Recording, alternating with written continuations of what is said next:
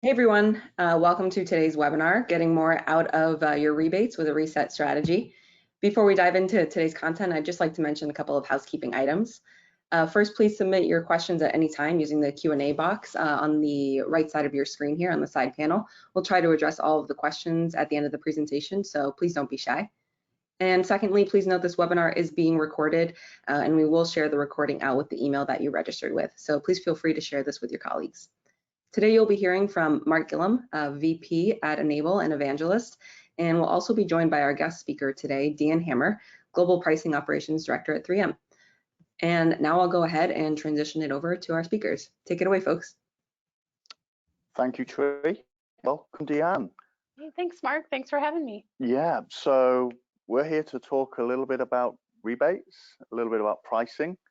And yeah, it's a privilege to have you here. I think everybody I speak to always says great things about you. You're known as the messiah of pricing, and you speak at events as well.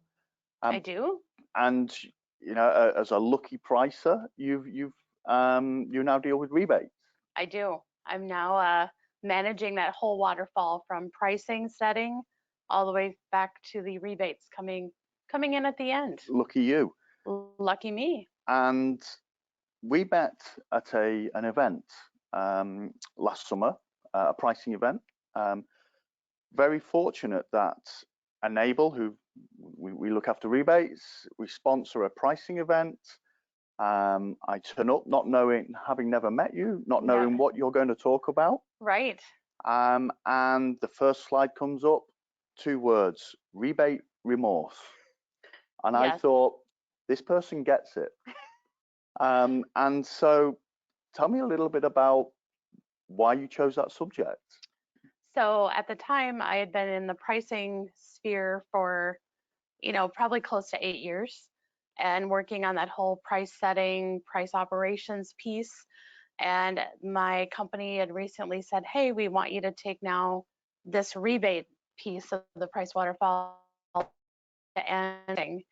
And so walking into that meeting, I was actually looking for help that day because I was very overwhelmed with all of the information that I was gathering and learning about our rebates, and really wanted to know if anybody else felt the same way. Are you all aware of the rebate sphere, how that works, how it seems to be so different from the pricing setting, that on invoice price side, and if anybody wanted to join me, was I alone, meaning like, hey, maybe this is just me and I'm just having an overwhelmed moment, or was anybody in the audience going to join me in what I called rebate therapy?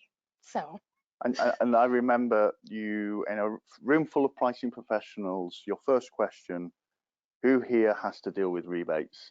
I think the key bit there, has to. I don't think it was we want to, but who has to deal with rebates? Right. And most people, I was surprised, most people put their hands up. It was a bit of a tentative hand raise. It was like, yeah. Do I want to say that I'm doing this? Right. The second question, who here needs rebate therapy? Those arms went up so fast. So I think you really hit on a point there. So what it was clear to me was that, and I've reflected on this. Okay. I spend a lot of time encouraging pricers to get involved with rebates because I see it as, you're managing the whole waterfall. I now realize I'm probably rather unpopular with pricing people because they're saying, please don't put that task onto me. It's that task that probably nobody wants, but once they get it, you can't let it go. Right. And I think it's really because when I'm working with the price on invoice side, meaning the price the customer sees, the price that the portfolio owners are putting forward, we have really good processes, right? So it's very controlled. We're setting the price, we can see it simulate in the system. We understand what our price point options are. We understand how we're treating customers fairly. We want to make sure everybody has this opportunity to acquire, whether it's just a simple case price, you might have some volume buys, but very controlled.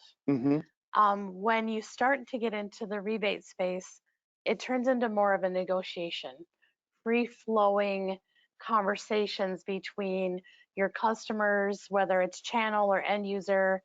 There's more things going on there where you might have some special rebate programs, you might have some standard rebate programs, what rebates are stacking. So you have all of these elements that are a little bit more nebulous, and it's not a start and stop process like a price change, right? Yeah. You're going to start a price change, it's going to go live on April 1st. When you do rebates, they can kind of come in all the time. Yeah. So it seems to be in that space, it's just different for pricing person to think about continuity. Yeah. And continuity of change to your margin without being able to simulate the exact results. Yeah. Because remember, we're asking for usually behaviors.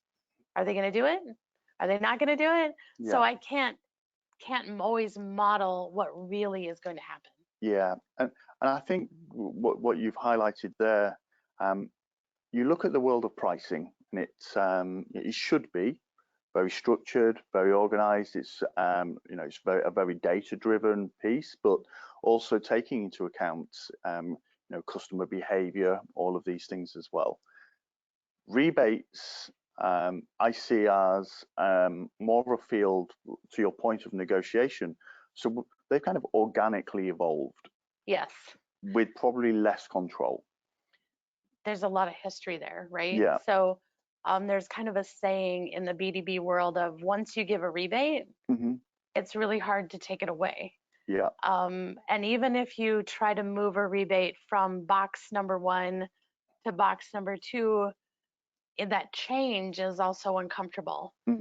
So your recipient of your rebates gets used to the idea, or it's just part of doing business. And then when you want to change, it is very uncomfortable. Yeah. And it's often something that they have been working with for, it could be over decades if you're an older company. So it's really hard to walk away. It's a little bit of a rebate addiction. Yes. I do see, yes, customers, they get addicted to rebates. Yeah. And yeah, heaven forbid if you say you're going to change something, because I think in a customer's eyes, if you say you're going to change something, they're going to assume you're changing it for your benefit, which would therefore mean to their detriment. Correct. But also salespeople can get very protective, because that rebate is really what's solidifying commercially their relationship with their customer. So if anybody's to come in and say, well, maybe we should change things here, maybe we can make this better, I'm assuming that's an area where actually you've got to really carefully manage that. Yeah, it's tough. And even if you think of changes in the rebate rewards programs, remember when the airlines changed some of their status programs? I mean, that made the news. It was a hot topic because you're changing something that I know how it works. I'm very comfortable with it, and they're changing it. And the first reaction, right, well, they just don't want to give me a free plane ticket. Yeah. Right. You get the same reaction in B2B, where they're saying, well, I've been getting this payout for 5 years, and now you're moving it a little bit. You just don't want to pay me anymore. You don't like me. Yeah. And it does become really emotional. It's, even though you're doing numbers and you're showing them the new opportunity or how they can earn it, they still feel like it's almost a personal thing that you've done to them, right? Because it's sales rep to that account, and there's that personal relationship there. So it feels really personal when it's probably not, but that's just how it feels. And so so you went from this wonderful world of pricing. You now have rebates, which from my personal experience, that's now going to stay with you forever. So hopefully you will get that addiction at some point, and you'll definitely need therapy. But I will. In terms of changing, so you were in a unique position where you're a master in one field, which is a skill set that really helps with rebates. But you were probably aware of them, but never too concerned by them. And then suddenly the flick of a switch, you're responsible for these rebates. Yes, I am. So you kind of came in with a blank canvas to look at rebates. Really, yeah. Which, as you say, was a bit daunting and looking for support. But what were your first impressions, other than thinking I need to go to Chicago and ask for help? But what were kind of your first impressions inheriting the world of rebates? You know, my first impression is, you know, we have just come off of a market with heavy inflation, and we've been doing a price increase every quarter, you know, maybe even more than that. And we're racing to try and hold your margin, right? As many companies did. And when I saw the amount of money that were coming out in rebates, it was the first thing that shocked me is there was so much money in that rebate basket that some of those price increases, maybe we didn't need to do that. Maybe it could have came out of this other bucket. Because when you see the amount that's coming out in your waterfall in rebates, it's all of a sudden this very large thing that can really affect your margin, right? More so than maybe even a price increase could at the time. So that weighs very heavy on your mind because you're thinking, are these rebates driving behavior? Are customers doing the things we want them to do because we have these incentives? And you start questioning that because you've just come off of this heavy price cycle, right? Yeah. And when you look at how those rebates are set up, which is not easy, you know, are you paying on all products? What products are you paying on? Are you accounting for channel shift? Are you looking at consolidation? Like in the United States, we have heavy consolidation in the market, depending on what market you're in.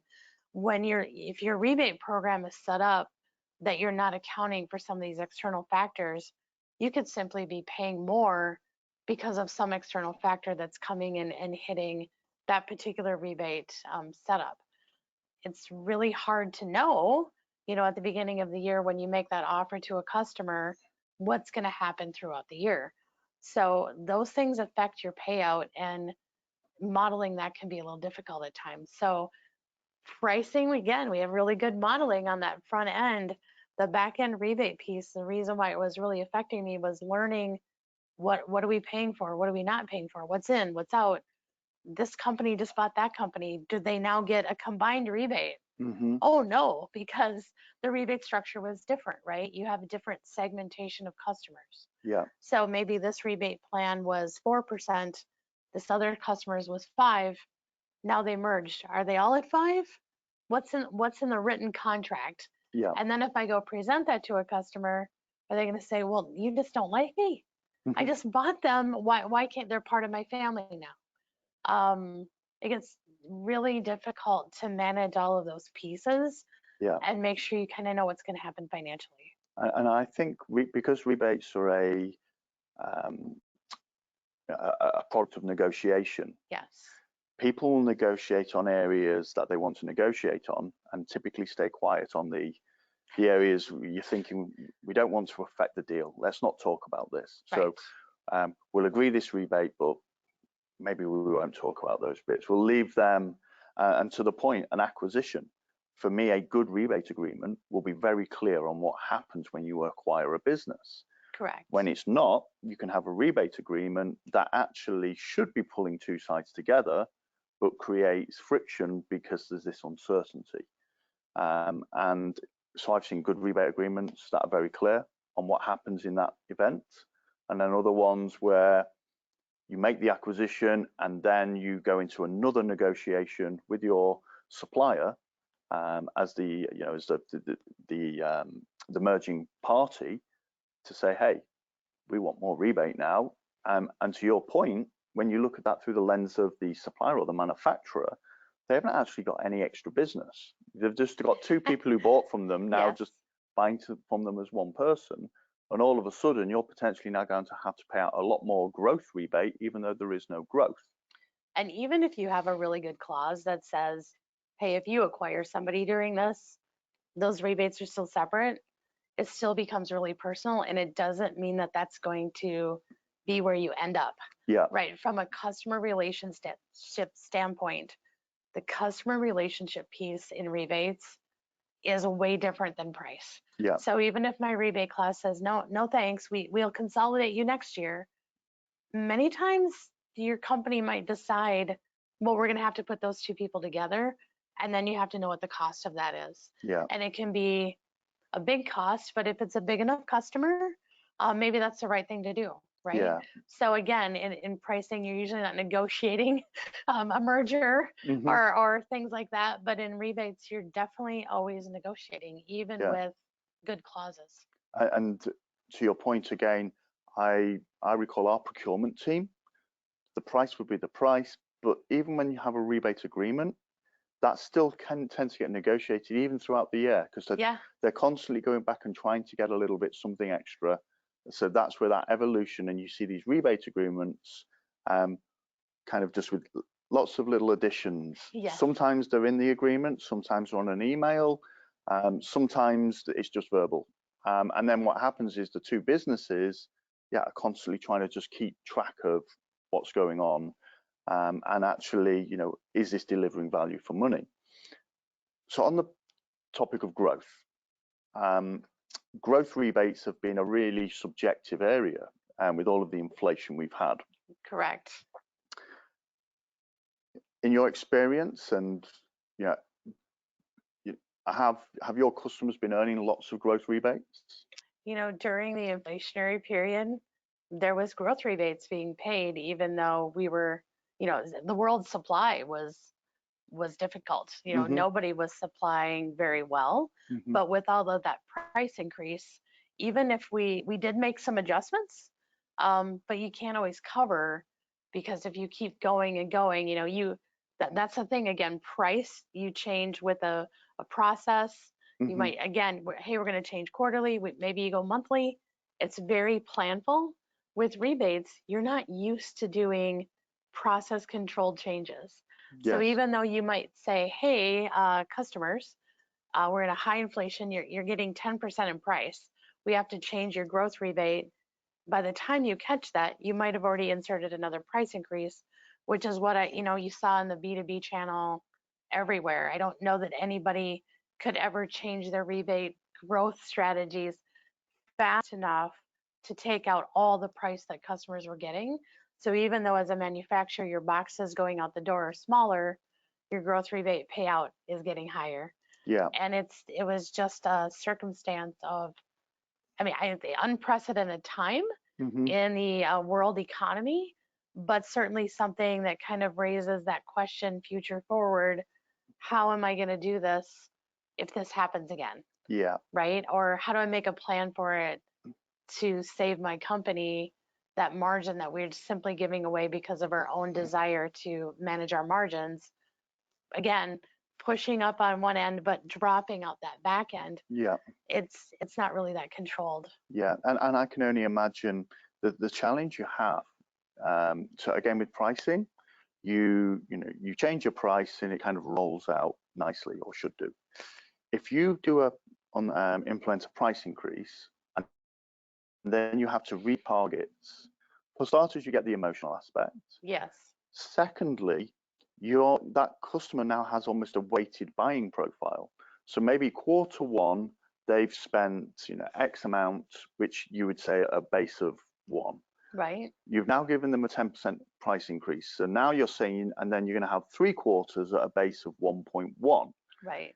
But what happens if their quarterly profiles change, and every customer is individual? Right. And so this is always the challenge with rebates. They're a very organic kind of commercial tool, which is beneficial in some cases, but can be rather challenging.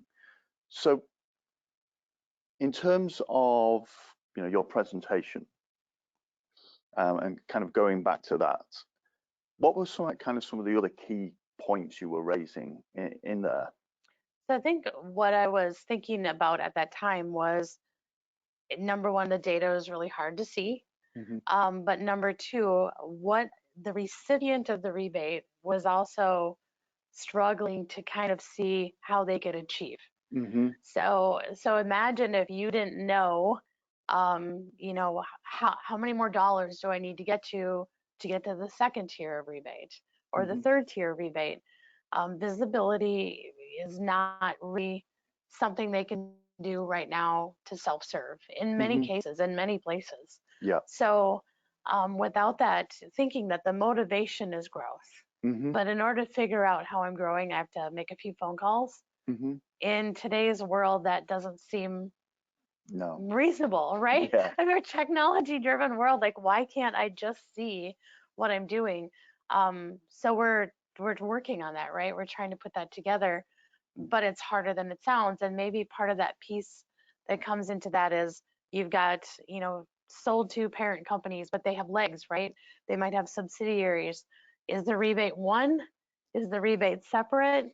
So when you're doing your lift of visibility, what visibility are you lifting? Yeah. You know, is it the parent company? Is it all the legs company? When you lift it, can they actually understand and calculate and get the same answer? Yeah. So if you have exclusions, right? Like, hey, we don't give rebates on this, but we only give it on here. We know our portfolios really well, so we know what's in and out. But if you're a channel partner or someone who's buying from you, they're just looking at their total sales, right? This is really a normal thing, really normal, where they say, I bought $100,000 from you, my rebate's 4% times 4%. This is my answer. It's easy. But the answer we give them back is something less than that or different than that. Yeah. And then they say, how did you come up with that? And then you get the emotion. And then you get the emotion of, you owe me more rebate. And we're like, maybe not. Yeah. So, you know, if your rebate recipients can't calculate their own rebate, they think that you're maybe not being fair. So that's very emotional. Yeah. Right? I suggest to a lot of people when it comes to rebate best practices, you can only make a rebate agreement as complicated as both sides can calculate it. That's true. Because I've been on the recipient end where I've seen some amazing rebate contracts, really good. I can absolutely understand what that manufacturer wants. Okay. We have no chance of calculating that. We look and we think we might get paid something here, we might not. Right. It hasn't. So that what it ends up doing is it doesn't motivate us. Right. Because we think, well, actually, we'll target our spend with somebody where we know what we're going to earn. And to your point, yes, this should not be a phone call. This technology should be a case of, here is an independent version of the truth, where both sides know naturally. I mean, we have portals in most technology, correct, to align, but rebates has been one of those kind of it's almost been the kind of the envelope under the table that, you know, the first rule about rebate club is you don't talk about rebate club kind of thing. Right. But that has to change. That and it has changed, I think, commercially and, you know, from an accounting perspective and everything. Right. But yeah, getting that transparency. I still see businesses that pay out rebates, but they don't want their customers to know roughly what they're earning.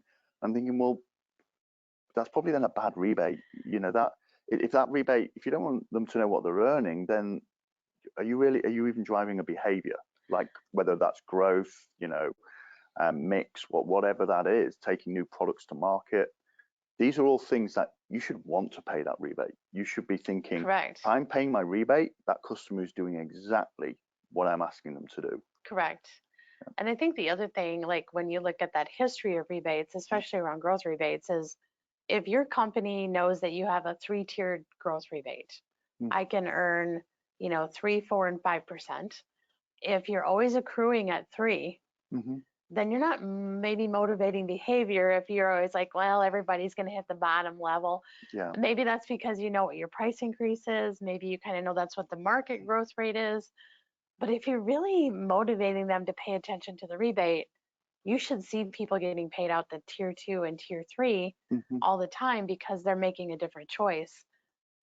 That was kind of overwhelming for me coming into this too, where I'm thinking, what do you mean we're expecting like we have an expectation because of history but I don't want that to be the expectation. Like you said, I want to actually pay out more in rebates because then the behavior's there. Yeah. And how do I get people to have that behavior?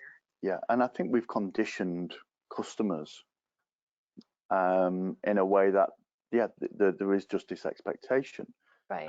But I think coming back to the measurement piece, you know, an analogy for me is if you're trying to incentivize a performance. So if we think you've got a racing car going around a track, and you say to the driver, "I want you to go around the track faster, but I'm not going to time you." You can't see your times. No. They're going to think, well, how am I going to do this? And then you say, well, and do that all year long. And at the end of the year, I'll just come to you, and I might cut you a check, I might not. That driver's going to think, what's the point? Yeah. And it is the same. This should not be a lottery of, I might get a rebate, I might not. This should be, I'm absolutely certain I'm going to get that rebate because I've done exactly what my supplier or vendor asked of me. Right. And I know it made them money, and now it's making me money. Right. So that takes us into, we want more of that. Yeah. So then you coined another term. So we've had rebate remorse, we've had rebate therapy, we've now had rebate addiction. I know, this is a new one. That's a new one. Rebate reset. Yeah. So this is something you presented, and it was a light bulb moment for me. I thought, yes, I'm going to take that and I'm going to selfishly run with that. And you can, it's all yours. And thank you. And in return, I will keep encouraging pricing people to take on rebates. But what is rebate reset to you? So to me, it was just let's just take a step back. Let's assume that we have everything that we have going today, but what are we seeing that we shouldn't see? Like that we are expecting to pay out at the lowest tier. Maybe that's not driving behavior. Let's just take a step back and say, is it really driving the behaviors we want? Mm-hmm. Why or why not? And what could we change about that in the way that we're approaching rebates that also gives the customer the chance to earn a rebate, but it seems to be a little bit more balanced. Mm-hmm. So I think right now, and in that room that day, it was like sometimes rebates have just become that industry expectation. So are we happy with that? Are you happy with saying this is just purely an expectation of doing business, just a guarantee? Or are we saying we really want to use this to drive a program or a behavior? And if you're saying that, you have to take a step back. You have to look at what's happening in your data. You have to understand the customer's reaction and recall. Mm-hmm. I would say, like, if you walk into a customer at the end of the year and they go, "What rebate?" Yeah. That's not good. No. So you have to come back and ask yourself those questions and then start to say, what's a different option? Yeah. You know, how do I move the parameters of that rebate or how someone gets rewarded and do they respond to that? Yeah. We've done a little bit of that moving into this year. And again, the response, like any one step a little bit to in a different direction is a very emotional response because there's an assumption. That's where you kind of start learning, like, is it just an assumption of a payout? Oh, there was an assumption that we were supposed to do something to earn that. Yeah. Just even moving those rebates a little bit to be more balanced for the supplier and the channel partner, it changes the conversation dramatically. And you really need to be ready for what I'm going to call like that personal interaction of you're trying to hurt me a little bit, right? Like you're throwing a little bit of punch there, and I wasn't expecting that from you because for so long you've done nothing different. Yeah. Right. And I think using an example you mentioned earlier, airlines and loyalty schemes. Right. Can you imagine if it really didn't matter how often you flew, you're always going to stay in the tier you want to be in? Yeah. Well, that wouldn't work very well. You know, No. we'd all be gold or platinum or whatever it is. Or we'd all just fly bargain, right? Yeah. We're all just going to pick and choose the cheapest flight that fits our time, right? Yeah, and so it's not going to drive the desired behavior. Right. That we accept that actually there's a reward, but there's a requirement. And I think I loved it when I asked somebody, why don't we, when it comes to rebates, you mentioned 3, 4, 5%. And I said, why often do I hear 5%? And it was a great response to it. And that's because how many fingers we have. And a good one. But the reality is, so on the rebate reset, we've talked about the behavior. Right. Actually, are we actually getting something back in Right. paying for this rebate? Are we rewarding something? Mm-hmm. The other side of it is, what is the value of that reward? So where did, for example, where did 3% come from? Because in pricing, you don't just say, hey, it'd be great if we just did this number. Right. But again, because of the kind of that organic nature of rebates and the fact that they're a product of negotiation, I've noticed generally there isn't much what I deem as commercial math behind the number. No, and I've actually asked that question too, where I'm like, what motivates a woman to leave her house to go to a sale to buy more shoes? Mm-hmm. It's going to be a good sale, right? Yeah. Like if you say, I can go buy a new Coach purse and the Coach has offered a rebate or a sale of 10% off. Mm-hmm. Interesting. If you come out and say it's 25% off, some of my friends are going to leave their house. They're going to leave. They're going to get up and they're going to go because that's a heck of a deal, right? Yeah. I think about this as I look into some of our rebates. I think about the conversion rebate, right? That's a classic. If you convert to this new product, you get 10% off your first order, or you get 10% off of something, right? Mm-hmm. But when I look at the average order size, is that really interesting? Maybe that order is $500. Yeah. If you're working with a multi-million-dollar customer, it's kind of a snoozer, right? Yeah. It's not very interesting. But sometimes as a portfolio owner, you're like, well, I don't want to do more than 10%, and 10% is really standard, and that's interesting. And I'm like, it's not really interesting enough for a buyer to get out of their house and run to the store, right? Yeah. So what's valuable to the recipient? Yeah. So when you say 3, 4, 5% of their total sales, is that meaningful? And it's different for every customer. Yeah. A small customer, that could mean a lot. Mm-hmm. The larger the customer, it may not be very impactful, and it doesn't change anything because it's just not enough money for them to really change their buying pattern. And when it comes to the objective, I spend a lot of time with our clients, and I commonly hear rebates, like you mentioned earlier, are a cost of doing business. Mm-hmm. Why do you give this rebate out? Because the customer asked for it. And I think, okay, I get that, but you should still be getting something back in return. And the number of times I ask people, what is the objective of your rebate? And the response, one word, growth. Always. And I think an response is on everything. Do you want growth everywhere? Because if you target a customer on growth, I see more often than not, the customer will just go out and buy lots of the low margin product, hit the tiers and make that low margin product even lower margin. And so you say, is that what you want? And they're like, no. But that's what you just incentivized. Right. So no wonder you don't want to pay that rebate out. No wonder you don't want that customer to see how they're performing. Right. Because you've actually incentivized the wrong thing. You need to be a lot more specific and deliberate in what you're trying to achieve from your customer. Do you see that kind of thing with the everything you inherited, that maybe they're just a bit too broad, there isn't enough kind of specific addressing of kind of what your objectives are? So yes, however, I think that as larger companies, I'm with a larger company, sometimes the complexity of getting after a strategy is operationally difficult.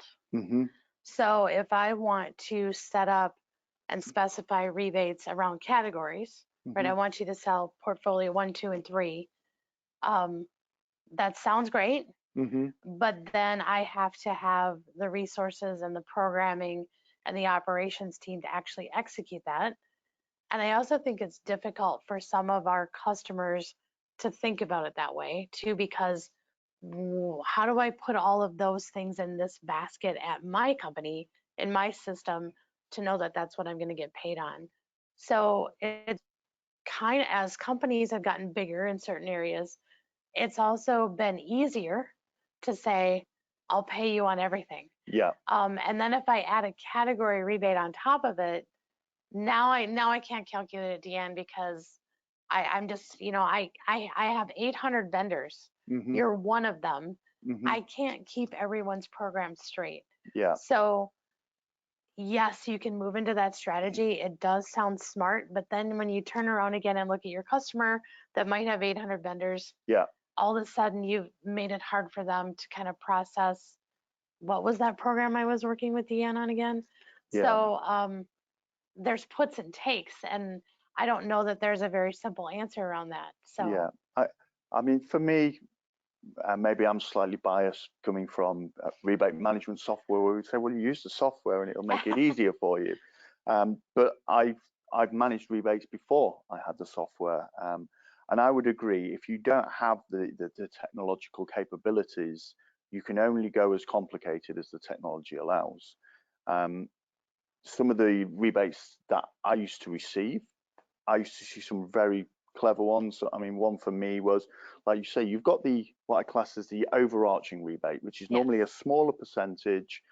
And that for me is, sometimes it's labeled as growth. More than often than not, it's this thing that just gets paid out. Yeah, loyalty. You had a loyalty rebate, right? The specific to certain kind of product categories, things like that.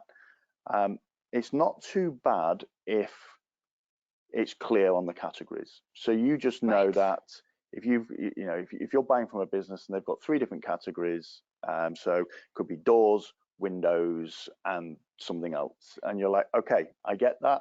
We know you don't want us to sell windows because they're low margin for you, they're low margin for us. We'll sell it if we have to, but we're really going to make sure every customer buys the doors. Right. In that scenario, you can, you build a scheme that you might tell them, well, I'll tell you what, if you can actually get to 60% of your buying from us is indoors, we'll reward you for that. That kind of piece. The other one, though, I do see is where customers these days, the end consumers, they've got smarter. They've got the internet. They can walk into a store. You hope so. Yeah. And they can look on their phone and they can go, oh, I will take this, this, and this. But actually, no, I'm going to go somewhere else for that product. The problem is that product is the high margin one. Right. And so we saw it with manufacturers where we were selling in a ratio that just was not correct. They were saying, well, the customer's not buying the accessories. Yes. Where all the margin is. Right. And again, it's bringing that alignment. How do we work together to create that? And because the customer's there, they were in the shop next to the product, and they chose not to take it because the 2 sides were not aligned. But actually, when you do the maths and get it right, you can actually benefit both sides. But to your point, I get it. Too much complexity is not your friend. Yeah, and I would say, like, as a consumer, you can sign up for a lot of rebates, and you're right, like, I can see those things. In the B2B world, I don't know if the company has there's not always a good way for me to translate I can see things on my side about my programs, but it's not always easy for our customers because they maybe haven't invested as heavily in the technology. And I don't know if a lot of people have invested in a way to actually see rebates from both sides, right? Yeah. So the customer that I maybe have talked about said, hey, you're one of 800 vendors. How are they tracking those 800 different rebate offers? Mm-hmm. I bet they're not able to, or Yeah. I bet it's very difficult to if they're trying, right? Yeah. So often, you know, and this is how you kind of know is it gets to be, you know, November, Mm-hmm. and it's a calendar year, and they know all their rebates are coming up at the end, and you kind of see what I call the rebate rush, Yep. right? Where they're like, what do you have in stock? What can I buy? Am I there yet? You know, the phone is ringing, and there's kind of some maneuvering around how do I make sure I can cash in on all these programs? And to me, that signal is it's not just with us. They're Yeah. doing that with every vendor that they have a rebate with because now it's crunch time and they do want to make sure that they receive that payout. Yeah. So to me, that's just, it's that signal that it's not as obvious in the B2B world, at least in the space I'm Yeah. in, about how they're performing against Yeah. that. The visibility piece is tough for them, Yeah. and managing it across multiple partners is very tough. And it's interesting you mentioned, so we've got a new term, the rebate rush. I know. There you go. Another one. Bringing it in. I see that, and I always suggest, well, set quarterly targets with an annual payout. Sure. And that way you get 4 rushes. Right. But with this, what you can do is you can actually mitigate the, you know, oh, sorry, I was going to say, and actually as a distributor, we would do that, by the way. Yeah. It was nice that you said they phone up to see what you've got in stock. We wouldn't necessarily do that. We would just literally, we would stick a great big order in, because normally the price increase comes effective the 1st of January as well. Yeah. So we would beat the price increase, we would load up, and then we just wouldn't buy anything from you for the first couple of months of the year. And yeah, and we loved that. Although I would say we loved it, our warehouse guys, they were not so pleased. They were not happy because now you've loaded up on product that you can't really move very fast. And yeah, we've got pallets on pallets everywhere, and they shut the door, you open a window out the back, right? Yeah, yeah. It was like you see it in the movies where you pushed everything in. Just load it up and then don't open that door. I know. But you know what? You start running rebates to just try to move that inventory with your customers. Yeah, and yeah, and the whole the rebate rush continues. It does. It just moves. It just keeps moving around. Everybody's happy.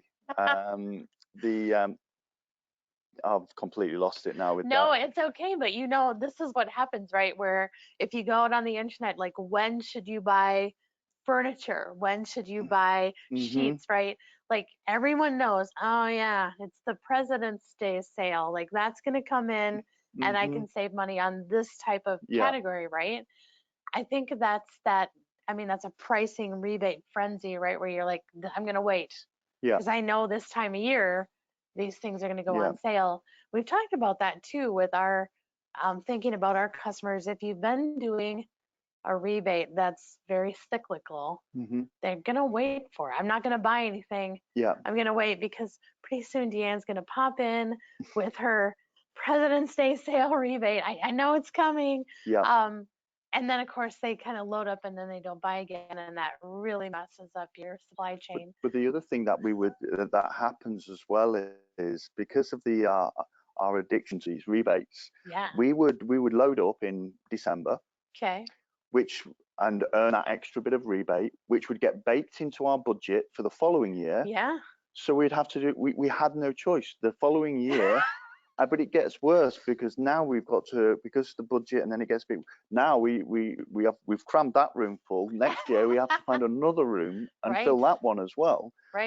Otherwise, at some point we have to stop, which means we don't get paid the rebates. But we did have scenarios as well where we knew one year we would earn it, the next year we wouldn't. Then we'd earn it. And so then a little rebate gaming. There's no point in just missing it every single year. Correct. So play the game. So play the game. It's easy to figure that out too. And I've said that where I'm like, well, I actually have said that where I'm like, if I'm a customer, I would just do this. And by the way, if you have enough suppliers or enough vendors, right? If I just do half of them year one and the other half year two, it all works out, right? And then you mentioned 800. So actually we had 700. Okay. We paid attention to probably about the top 50. Okay. And we tried our very best to be on top of those. But it wasn't easy. To your point, especially in things that earn rebate and do not earn rebate, one of the biggest causes of a dispute, because I would even speak to our procurement team and say, the supplier says, we've spent $1 million with them, of which 100,000 is non-rebatable. And their immediate response would be, what? No. Why? Everything earns rebate. Everything. And I'm Bring like, it in. I'm like, you need to go and speak to that manufacturer because they disagree. And over time, we kind of removed all of those disputes. Okay. But what is really disappointing in the world of rebates, and I think why they sometimes get a bad reputation, is because they can lead to disputes because that clarity isn't there. And again, it comes back to, well, if one side can measure it and the other side can't, then you're walking towards disputes. I think you can also like really bruise your customer relationship if you say, yeah, you didn't meet your rebate mark, sorry. All of a sudden we're not friends anymore, right? No. And the relationship is difficult. And I think even, like I said, even if you're thinking, you didn't really meet my requirements, you can negotiate your way back in because I don't want this relationship, this partnership to dissolve in that way because you're an important customer to me. Yeah. So the more important or more power in the relationship a customer has, the less likely you're going to say no to a non-performing rebate, right? And by the way, those rebates don't have to be very big. No. It's still about that. Do I want this business relationship to continue and be strong? I mean, I've gotten into phone calls around, $1,800. That is, I mean, you think, is that really a big deal when you're a multi-million-dollar? It's maybe the principle of the relationship, right? Is, well, DeAnn, it's $1,800. Can you just hand it over? Yeah. And more than likely, you're like, I'm going to. Yeah. So that's that that relationship piece. You're really, a very friendly rebate. Very friendly rebate participant. Yes. Yes. Yeah, because you've felt the pain now. Yeah. Yeah, it's the rebate. Join the rebate club. I know. I'm in it. Yeah. So I'm mindful of time.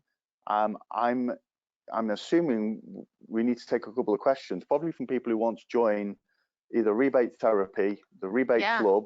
They're addicted to rebates. Come into the room. Get in. Rebate rush, all these things. Yeah. Yeah. So I think Tree, hopefully there's a couple of questions. Yeah, hey folks, great chat. We did have a couple of questions come in. I just off the bat want to address the first one. Everyone will be receiving a recording of this, so no worries. You can watch back and enjoy this again and share with everyone. But yeah, just to throw it over to you guys, sort of what is the primary incentive for manufacturers to contemplate a reset on their rebates?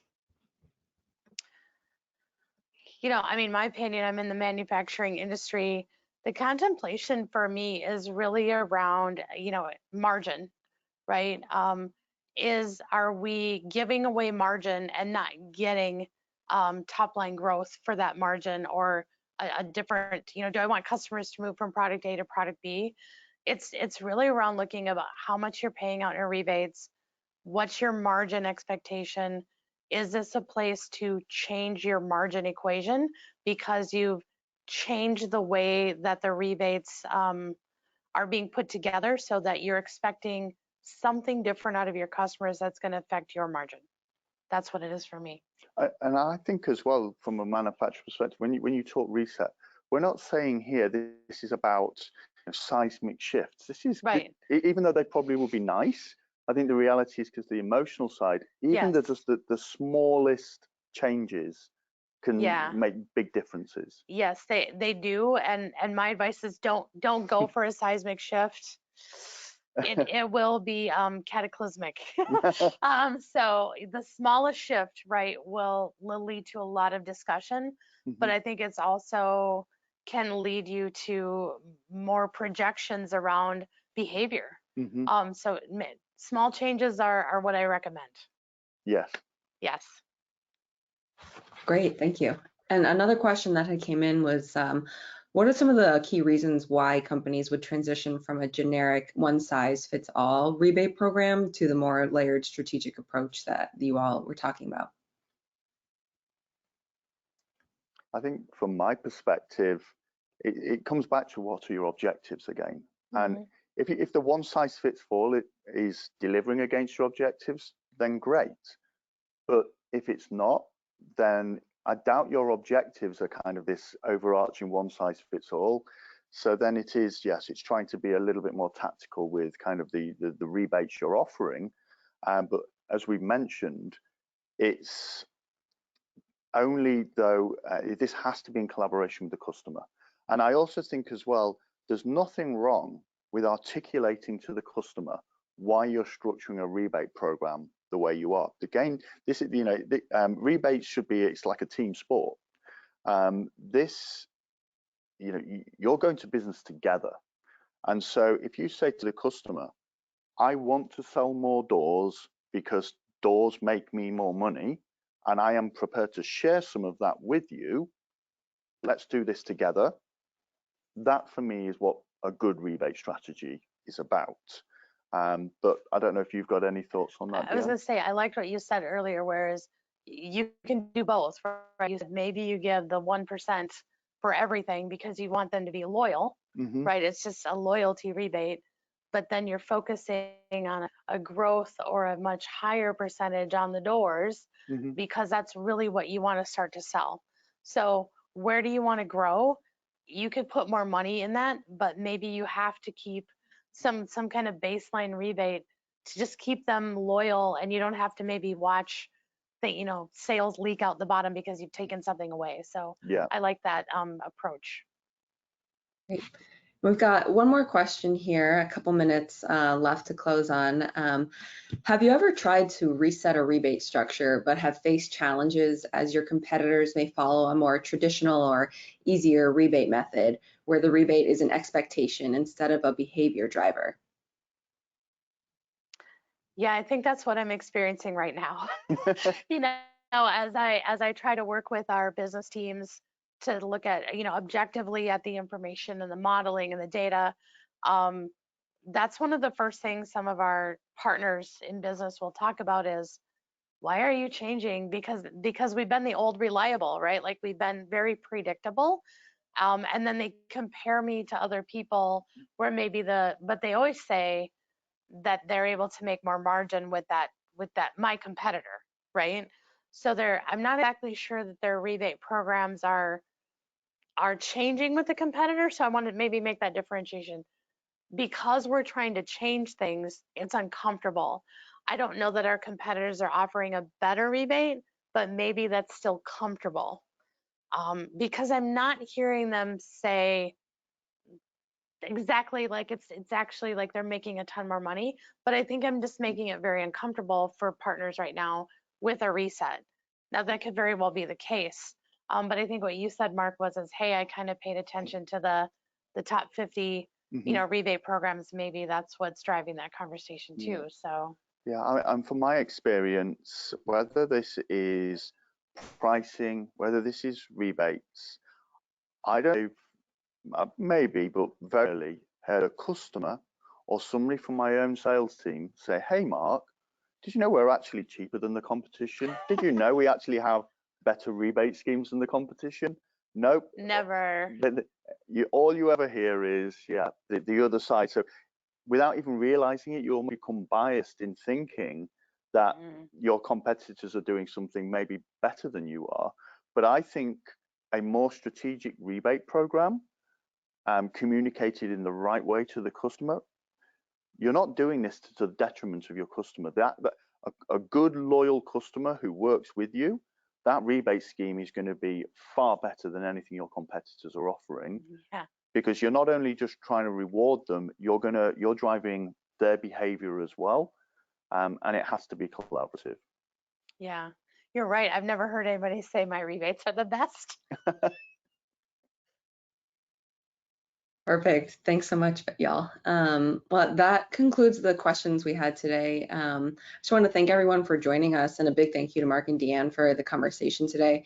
Keep an eye on your inbox. We'll be sending around the recording.